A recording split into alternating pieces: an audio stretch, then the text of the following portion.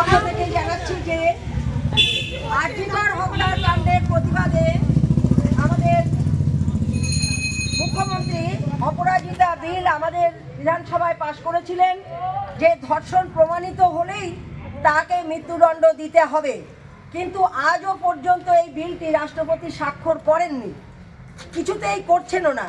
এবং তারই প্রতিবাদে আজকে আমাদের এই মিছিল, এই ধর্ণা আমাদের এই কারণে যে আমরা চাই আরজিকর তথা সমস্ত বিশ্বের এই ন্যাক্কারজনক ধর্ষণ বন্ধ হোক। কিন্তু আমরা এটাও জানি যে বিজেপির অন্তত 32 জন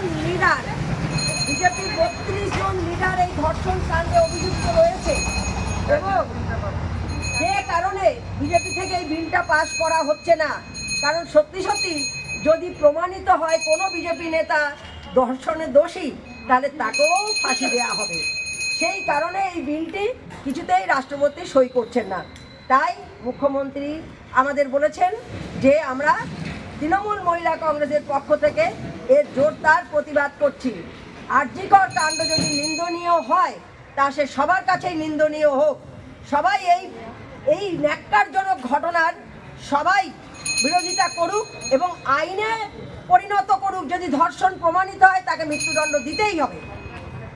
তো সেই কারণেই আজকে এই সমাবেশ, সেই কারণেই এই মিছিল। ভিডিওটা কর।